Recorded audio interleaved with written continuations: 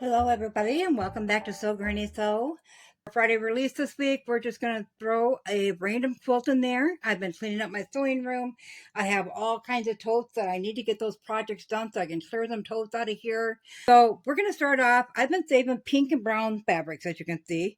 So I come up with a pattern. It's going to be quick and easy, a stack and whack one. But we're going to need 10-inch squares. And as you can see, we need to go through and take out anything that isn't 10-inch square. So that one we can't get a 10-inch square from. So we're going to go ahead and do that to all of our fabrics and make sure we can get a 10-inch square out of all of them. We will need a total of 25 blocks. We have a total of 18 different colors. So we are going to go ahead and go through and make sure we can get a 10-inch block out of all of them. Anything we can't, we'll get rid of. And then we are down to of how many blocks of each kind we'll need. So I'll go ahead and get that done and I'll meet you back here. I got through my fabric. I did take all those out. We'll take one of each of them and then two of all these other prints. So I'm going to go ahead and I'm going to get some 10-inch squares cut out and I will meet you back here. We have all of our squares cut out and I got them ironed flat. I just went through and I put them, light to medium and then a dark, light to medium and then a dark, all the way through the stack.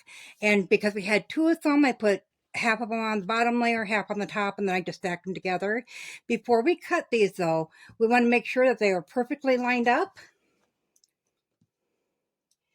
And I'm just going to cut about 6 at a time. If you're working with a 45mm rotary cutter, that's about how many you can get done at a time. I have the 60 and then you can do a little bit more, but we'll go ahead and we'll just do the 6 at a time. And I'm going to keep it really simple. But you can cut yours however you would like. It's a stack and whack, so that allows you to do yours however. There's no set way to it, as long as you continue to do the same pattern with all of your blocks.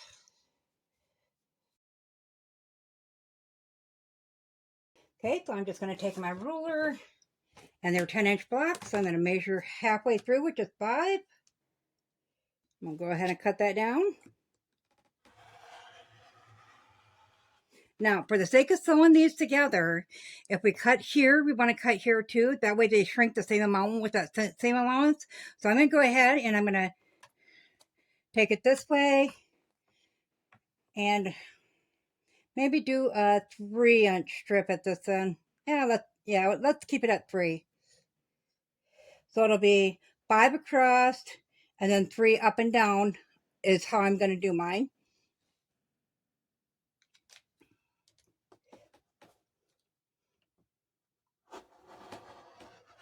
Okay, so once we get those cut, I'm just going to use my 12.5-inch roller here.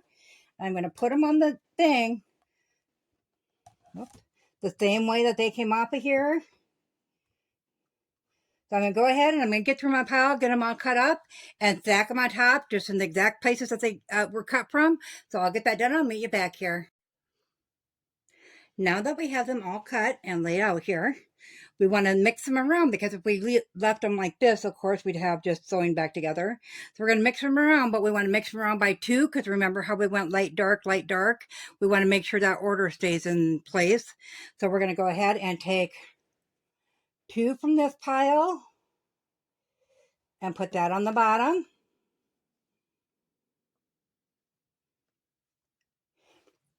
4 from this pile. Put that on the bottom. And 6 from this pile.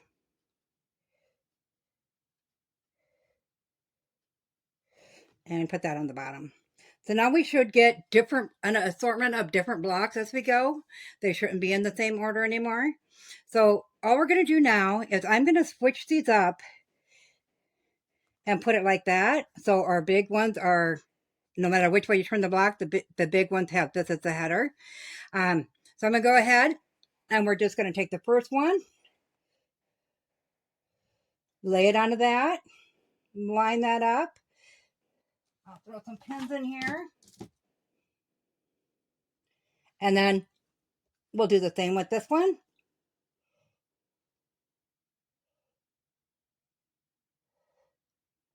So as you notice, we got 2 lights here, but that's because we had the extra one-of-a-kinds. So that's all that's throwing that off right there. As long as we stay with that 2, then we're okay. So now we're going to bring that to the sewing machine, and we're going to sew a 1/4 inch seam on there and on there. So we're going to go through the stack, and we're going to get these all done, and we'll just chain sew them one right after another and keep putting them through. So we'll go ahead and head on over to the sewing machine. I'll get those all sewed up, and I'll meet you back here, and we'll get these blocks put together. We now have all of our halves sewn together. I did notice I have 2 with both, well, kind of a medium and a light on each. So we'll throw those in where we need to put them at. So when we go to put them together, we're just going to take, since we have the solid, so we have a lot of solids within, we're going to make sure we don't match up 2 solids because it'll kind of make the block a little bland. So we're going to go ahead and we're going to put them together like this. So you have your dark on the top here, dark on top, light and light. Go ahead, flip that over. There's no seams to match. Pin that in place.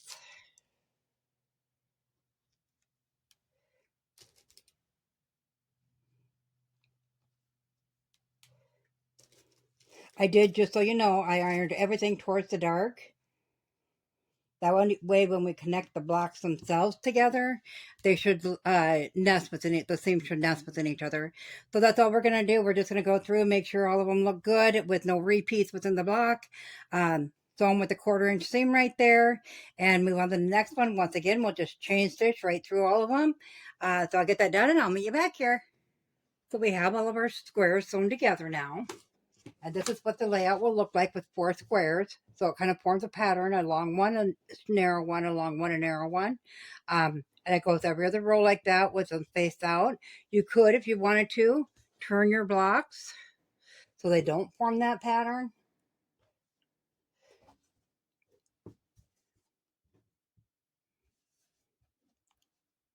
Or if you wanted to, you could cut more. So you could cut again here, maybe right there, and put half of it on the other side of the block. So it's totally up to you how you want to do yours. We do have a lot of fabric left over that I want to use up. So we will be putting a border on. I don't want the outside border to be any of the pink of, let's see, this color here of the swirl. That is what we're using for the binding and the border. But as you can see, the pink is just a little bit different color. So we don't want to put a whole lot of that on the outside. So we're going to start off with a border. We're going to use this color, and then we're going to put that one over it, and then we're going to go with a solid brown. That way, when this color meets up with it, it's just going to be the brown and then that. Which will help use up more of this fabric. Yeah, we are going to bind it, like I said, in this color. And then we'll also have that for the backing. So I'm going to go ahead and let you get to this point. You don't have to use a 10-inch square. If you have a layer cake, that's already pre-cut for you, ready to go. Just cut your pieces and sew them together how you'd like. You can make it bigger if you want to do 36 blocks. It would end up being 54 by 54 before any borders. The 5 by 5 or the 5 blocks by 5 blocks, 25 blocks is going to be 45 total by the time you get it sewed together before any borders. So it's all up to you what size you want to make, how you want to cut it, how you want to put it together.